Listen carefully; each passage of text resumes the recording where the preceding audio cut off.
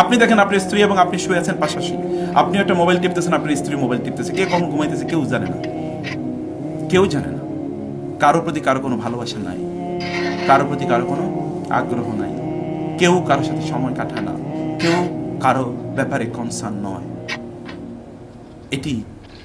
এভাবে আমরা আমাদের নিজেকে তৈরি করেছি।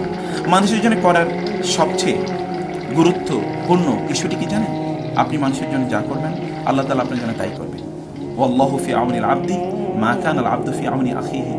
আপনি অন্য কোন মানুষের জন্য যা যা করবেন আল্লাহ তাআলা হুবহু আপনার জন্য তাই করবে। আচ্ছা, এর চেয়ে বড় আর প্রতিজ্ঞা কি হতে পারে? এটা আল্লাহ তাআলা করবেন, আল্লাহ তাআলা করবেন।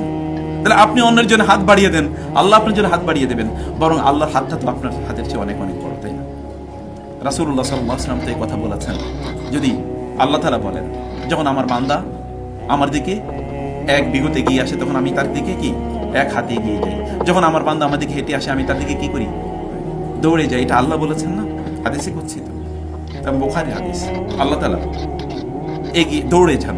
আল্লাহর দৌড় আর আপনার দৌড়ের মধ্যে পার্থক্য, আল্লাহর দৌড় আর আপনার দৌড়ের মধ্যে পার্থক্য।